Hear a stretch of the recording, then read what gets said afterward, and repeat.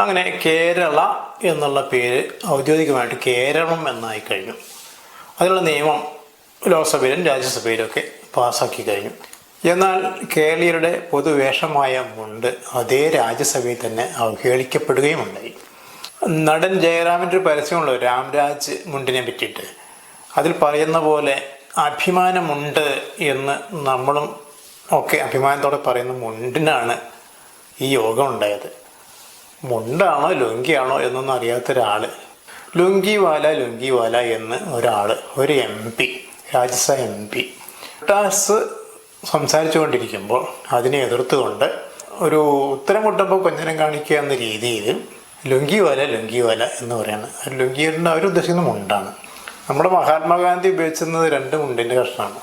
അത്തരം മുണ്ടിനെ പറ്റി ഒന്നും അറിയാതെ ലുങ്കിവാല അല്ലെങ്കിൽ മുണ്ടുവാല എന്ന രീതിയിൽ ആക്ഷേപിക്കുകയാണ്. അതിന് മാത്രം എന്താണ് അവർക്ക് വിഷമകരമായ കാര്യം ഉണ്ടായെന്നറിയില്ല.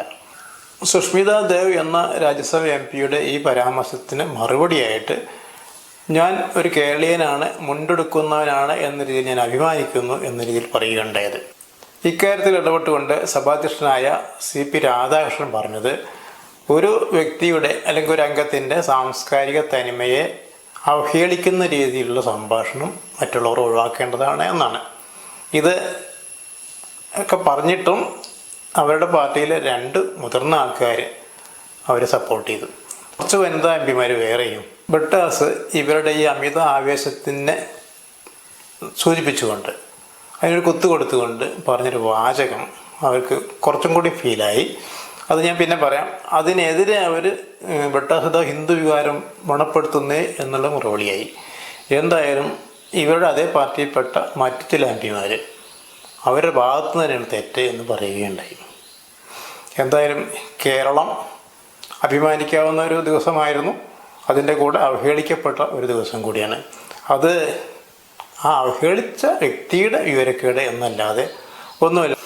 എന്തായാലും മാതൃഭൂമി പത്രം അവസരോചിതമായിട്ട് അവരുടെ 1-ാം പേജിൽ, ശരിക്കും അത് 2-ാം പേജാണ്, എന്തോ അവരുടെ ഏറ്റവും മുൻപിലായിട്ട് നല്ലൊരു വാർത്ത കൊടുത്തിട്ടുണ്ട്.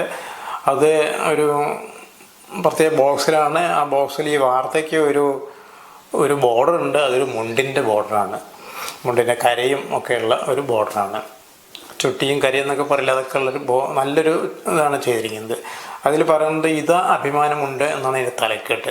അതിന് പുറമെ ഇതാ മുണ്ടുടുത്ത് പാർലമെൻറ്റിൽ തിളങ്ങിയ ദക്ഷിണേന്ത്യക്കാരിൽ ചിലർ എന്നുണ്ട്. അതിൽ KR നാരായണനുണ്ട്, PV നരസിംഹറാവു ഉണ്ട്, P ചിദംബരമുണ്ട്, VK കൃഷ്ണമേനോൻ എന്ന് പറഞ്ഞാൽ നെഹ്റുവിൻ്റെ കാലത്തുണ്ടായിരുന്ന ഒരു ആഭ്യന്തരമന്ത്രിയോ വിദേശകാര്യമന്ത്രിയോ എന്തോ ആണ്, പേര് കേട്ട ആളാണ്. അതുപോലെ K കരുണാകരനുണ്ട്, AK ഗോപാലനുണ്ട്, MP വീരേന്ദ്രകുമാറുണ്ട്. ഇവരൊക്കെ മുണ്ടെടുത്തിട്ടാണ്. അതായത് തെക്കേ ഇന്ത്യയിൽ നിന്നുള്ള കുറേ പേരിൻ്റെ ഒരു വസ്ത്രമാണ് മുണ്ട്. അവരൊക്കെ മുണ്ടെടുത്തിട്ടാണ്. അന്ന് അവരെ ഒന്നും ആരും ചോദ്യം ചെയ്തില്ല അതിൻ്റെ പേരിൽ.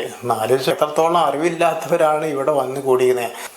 എന്തായാലും മാതൃഭൂമിയുടെ യഥാർത്ഥ 1-ാം പേജ്, അതായത് പരസ്യ പേജിൽ ഇന്ന് ഉള്ളത് ഒരു ബൈക്കിൻ്റെ പരസ്യമാണ്. റോയൽ എൻഫീൽഡിൻ്റെ ഒരു കറുത്ത നിറമുള്ള ഒരു ബൈക്കുണ്ട്. അതിൻ്റെ പിന്നിലൊരു 5 പേരുണ്ട്. ഈ 5 പേര് സാധാരണ ഒരു പരസ്യത്തിലൊരു എന്താ പറയുക, സാധാരണ ഒരു ബൈക്കിൻ്റെയൊക്കെ പരസ്യത്തിൽ, കാറിൻ്റെയൊക്കെ പരസ്യത്തിൽ നമ്മൾ കാണാം ആ മോഡലുകൾ നല്ല ടിപ്പ് ടോപ്പിൽ പാൻറ്റും ഷർട്ടും കോട്ടും ഒക്കെ ഇട്ടവരായിരിക്കും. പക്ഷേ ഇവിടെ അതല്ല. ഇവിടെ കാണുന്നത് 5 പേര് ശരീരത്തിൻ്റെ മുകൾ ഭാഗം അനാവൃതമാക്കിക്കൊണ്ട്, ഷർട്ടോ മറ്റൊന്നും ഇടാതെ, കളരിയിലൊക്കെയുള്ള ഒരു പ്രത്യേക കളരി അഭ്യാസികൾ ഉപയോഗിക്കുന്ന ഒരു പ്രത്യേകതരം കച്ച, അതിൻ്റെ ഒരു ഭാഗമാണ്. അത് മുണ്ട് കൊണ്ടാണ് അതിൻ്റെ സംഗതി. മുണ്ടാണ് അതിന് ബേസിക്കായിട്ട് ഉപയോഗിക്കുന്നത്. അതിൻ്റെ ഒരു കെട്ടുമുണ്ട് ഈ പൊക്കിളിൻ്റെ ഭാഗത്ത് കൂടി അങ്ങനെ നിൽക്കുകയാണ്. അപ്പോൾ അതും നമ്മുടെ കേരളത്തിൻ്റെ ആ മുണ്ടിനെ അല്ലെങ്കിൽ കേരളത്തെ ഉയർത്തി കാട്ടുകയാണ്. അപ്പോൾ ഏതൊക്കെ സുസ്മിത ദേവന്മാരും അതുപോലെ ഈ ദക്ഷിണേന്ത്യയുടെ പ്രാധാന്യവും അവിടുത്തെ രാഷ്ട്രീയ നേതാക്കന്മാരെക്കുറിച്ചോ അവരുടെ വേഷമായ മുണ്ടിനെക്കുറിച്ചൊന്നും അറിയാത്തവർ ലുങ്കിവാല എന്നോ അതിലും വേറെപ്പെട്ട ഡ്രസ്സുകളുടെ കൂടെ വാരി ചേർത്തിട്ടും പറയുന്നതിൽ നമുക്ക് പരിഭ്രമിക്കേണ്ട ആവശ്യമില്ല. അവരങ്ങനെ പറഞ്ഞോട്ടെ. കേരളം വേറെയാണ്, നമ്മുടെ മുണ്ടും വേറെയാണ്, നമുക്കതിൽ അഭിമാനമുണ്ട്. സുസ്മിത ദേവ് എന്ന MP സംഭാഷണം അല്ലെങ്കിൽ അവർ പരാമർശങ്ങൾ കുറച്ച് ഓവറായി എന്ന് കണ്ടപ്പോൾ നമ്മുടെ ബ്രിട്ടസ് ഒരു കാര്യം പറഞ്ഞു, turn quotes are more enthusiastic. Turn quotes എന്ന് പറഞ്ഞാൽ ഇടയ്ക്കിടയ്ക്ക് വസ്ത്രം മാറുന്നവർ എന്ന് പറഞ്ഞാൽ അഭിപ്രായം മാറുന്നവർ. ഇവർ കോൺഗ്രസ് നിന്ന് തൃണമൂലിലേക്ക് പോയതാണ്, തൃണമൂലിൽ നിന്നും ചാടി BJP എത്തിയതാണ്.